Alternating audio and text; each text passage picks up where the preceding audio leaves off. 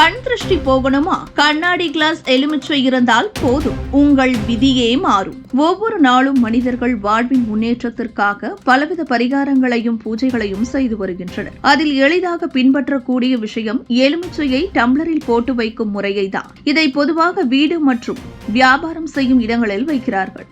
ஏன் எலுமிச்சையை தண்ணீரில் போட்டு வைக்கிறார்கள் என்ற கேள்வி அனைவரிடத்திலும் உள்ளது.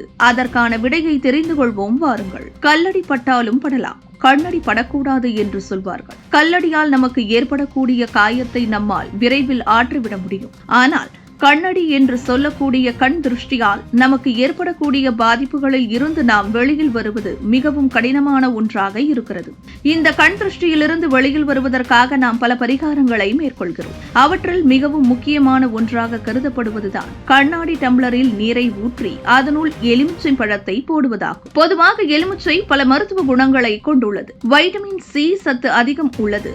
இது நம் நோய் எதிர்ப்பு மண்டலத்தை வலுப்படுத்துகிறது. ஆன்மீக ரீதியாக கூற வேண்டும் என்று எலுமிச்சைக்கு தன்னை சுற்றி இருக்கும் இடத்தில் உள்ள நெகட்டிவ் எனர்ஜியை நீக்கி பாசிட்டிவ் எனர்ஜியை கொடுக்கும் பண்பை கொண்டுள்ளது.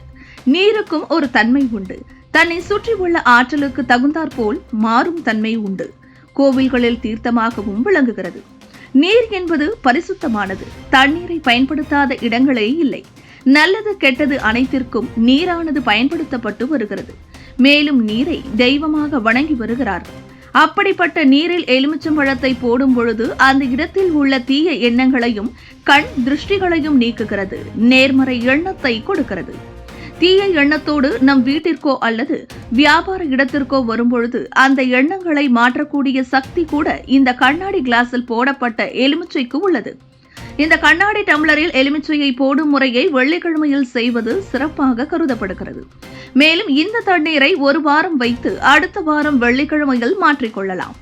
மேலும் அந்த பழைய தண்ணீரை கொட்டும் பொழுது மற்றவர்களின் கால்கள் படாத இடத்தில் கொட்டிவிட்டு புதிய தண்ணீரில் எலுமிச்சையை போட்டு வைத்துக் கொள்ளலாம். இதனால் கண் திருஷ்டியும் கழியும், பொருளாதார முன்னேற்றம், வியாபார விருத்தியும் உண்டாகும். எலுமிச்சை போடும் கண்ணாடி டம்ளர் புதிதாக இருக்க வேண்டும். மேலும் இதில் ஊற்றப்படும் தண்ணீரானது கடல் தண்ணீராக இருப்பது மிகவும் சிறப்பு வாய்ந்தது. கடல் தண்ணீர் கிடைக்காத பட்சத்தில் சுத்தமான குடிக்கும் தண்ணீரை பிடித்து அதில் சிறிது கல்லுப்பை போட்டுதான் வைக்க வேண்டும். அப்பொழுதுதான் கண் திருஷ்டிகளால் ஏற்படக்கூடிய தீய சக்திகளை அந்த தண்ணீர் உட்கிரகிக்கும் என்பது குறிப்பிடத்தக்கது.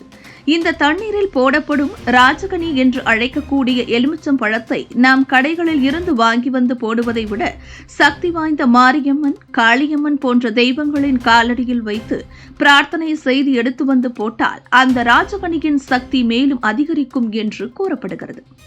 இவ்வாறு நாம் போடும் எலுமிச்சம் பழமானது தண்ணீரின் மேலே மிதக்க வேண்டும். அவ்வாறு மிதந்தால்தான் நம் வீட்டிற்கு கண் திருஷ்டி இல்லை என்று அர்த்தம். அதற்கு மாறாக நாம் போட்ட எலுமிச்சம்பழம் அடியில் சென்று விட்டால் நாம் அதை எப்பொழுது பார்க்கிறோமோ அப்பொழுதே அந்த தண்ணீரையும் எலுமிச்சம் பழத்தையும் கால்படாத இடத்தில் போட்டுவிட்டு புதிதாக தண்ணீரையும் எலுமிச்சம் பழத்தையும் அந்த கிளாஸில் வைக்க வேண்டும்.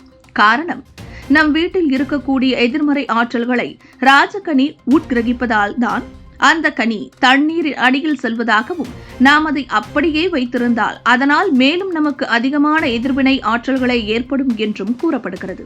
இந்த பரிகாரத்தை செய்வதோடு நிறுத்திவிடாமல் அன்றைக்கான உங்களுடைய முயற்சியையும் செய்து கொண்டு இருக்க வேண்டும். வாழ்வில் வெற்றி காணுங்கள்.